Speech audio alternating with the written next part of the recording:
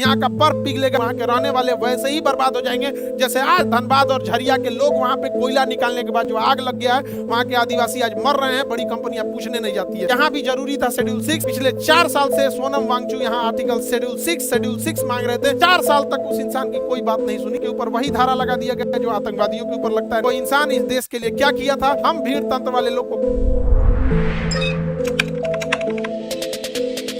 ये राज्य काफी पिछड़ गए और यहाँ पर खनिज संपदा, नेचुरल रिसोर्सेज बहुत ज्यादा। इन लोगों का कहना था कि हमारा संविधान में हमारा विदोहन कर दिया जाएगा, बड़ी कंपनियों को भेज देंगे, हमारा जनसंख्या कम है तो संसद में हमारा प्रतिनिधि नहीं रहेगा, कहीं हमारी कोई बात नहीं सुनेगा तो हम तो बर्बाद हो जाएंगे। तब अंबेडकर साहब कहे कि ना ना ना बर्बाद नहीं हो गया। शेड्यूल 6 मतलब अनुसूची 6। शेड्यूल 6 में कहा गया है कि जो राज्य शेड्यूल 6 में आएगा, असम, मेघालय, त्रिपुरा, मिजोरम, असम, मेघालय, त्रिपुरा, मिजोरम, असम, मेघालय, त्रिपुरा में, तो इस एरिया में किसी कंपनी को, किसी होटल को, किसी फैक्ट्री को, बड़ी कंपनी को अगर जमीन खरीदना है तो वहां के लोकल लोगों का नियम चलेगा, न कि वहां संसद का नियम या supreme court, high court, district court का चलेगा। वहां के लोकल लोग अगर इन्वायरमेंट क्लियरेंस देंगे तो चलेगा, अदरवाइज में नहीं चलेगा।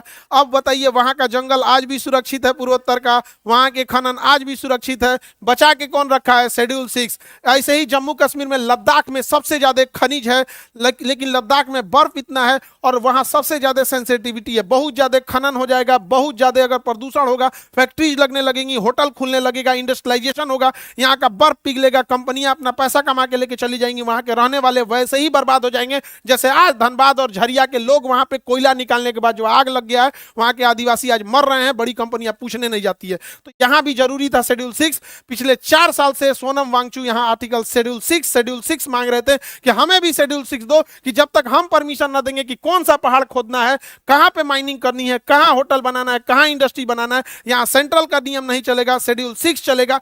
4 साल तक उस इंसान की कोई बात नहीं सुनी। लेकिन अगर नेपाल में प्रोटेस्ट हुआ तो वहां के बच्चे भी थोड़ा उग्र हो गए, उन्होंने भी प्रोटेस्ट किया, उनके ऊपर वही धारा लगा दिया गया जो आतंकवादियों के ऊपर लगता है, नेशनल सिक्योरिटी एक्ट, काट के जयपुर की जोधपुर जेल में रख दिया गया। हम भीड़ तंत्र वाले लोग को कोई मतलब नहीं बना है कि वो इंसान इस देश के लिए क्या किया था। वो इंसान इस सेना को ठंड में रहने के लिए टेंट दिया था, जहां सेना का नेटवर्क नहीं चल रहा था, दुनिया में पहला वाईफाई बना के दिया, वाईफाई नहीं लाईफाई बना के दिया, इतनी ज्यादा इनोवेशन किया। उसके ऊपर 3 इडियट मूवी बनी है। 3 इडियट मूवी में जो वहां पर रणछोड़ दास छांचड़ बना होता है आमिर खान, वो कोई और नहीं, वो सोनम वांगचू है जो आज जेल में है इस भीड़ तंत्र में। समझ में आ गया? भारत में भीड़ तंत्र में यही होता है, बस खुश रहिएगा आप लोग। और कुछ क्या वो इंसान जेल में क्या मांग रहा था? शेड्यूल 6 क्या मांग रहा था? उसे आरोप लगाया गया कि देशद्रोही है, चाइना से मिला हुआ है, ये है वो है, एनएसए लगा, कहां चल गए, खत्म कहानी। क्या मांग रहे थे? शेड्यूल 6। क्या गलत मांग रहे थे? आज देखिएगा बर्बाद हो गया। शेड्यूल 6 में न रहने का नतीजा देखिए, 800 किलोमीटर लंबी अरावली पहाड़ी को अब काट दिया जाएगा, क्योंकि कहा गया है कि जो पहाड़ियां कम ऊंची हैं उन्हें काट दिया जाएगा। अरावली पहाड़ी जो है वो 93% ऐसी पहाड़ियां हैं जो 100 मीटर से कम नीची हैं।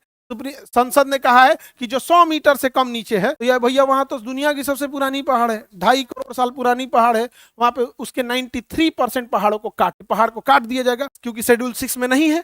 अब वहां के लोकल लोग का चलेगा नहीं। अब इस थार मरुस्थल से उड़ने वाला बालू दिल्ली को बना देगा बालू का कटोरा, यहाँ सब ध्वस्त हो जाएगा। और यहाँ से उड़ने वाला बालू हिमालय पर्वत पे जाके जम जाएगा। हिमालय पर्वत पे जब जमेगा वह बालू, तो वहां पे वो गर्मी को सोख लेगा। अभी पर्वत पे बर्फ है, तो जो धूप आता है तो शीशे की तरह चमक के निकल जाता है, बर्फ कम पिघलती है। लेकिन बालू की जब एक लेयर आ जाएगी तो बालू बड़ी जल्दी गर्म होता है, भूजा भूजने के लिए बालू का यूज किया जाता है। जब उसके ऊपर बालू रहेगा तो बर्फ को तेजी से पिघलाएगा, यहाँ से बर्फ पिघलेगा, गंगा और यमुना में मिलेगा, और वो अल्टीमेटली बिहार में आके बाढ़ लाएगी। लेकिन आर्टिकल शेड्यूल 6 नहीं है, हम लोग टुकुर मुंह देखेंगे। ज्योग्राफी डिसाइड आवर इकोनॉमी, समझ में आ गया कि नहीं गया? This is geography. हम लोग में क्या भीड़ तंत्र में क्या खराबी होती है? भीड़ चाहती है उनके लिए कोई लड़ाई लड़े, लेकिन भीड़ तंत्र की खराबी, वो फंसेगा तो भीड़ उसके लिए नहीं आई। समझ में आ गया? दिस इज भीड़ तंत्र। आगे बढ़ जाए। उनको घोषित कर दिया क्या चीज? देशद्रोही। नहीं समझे?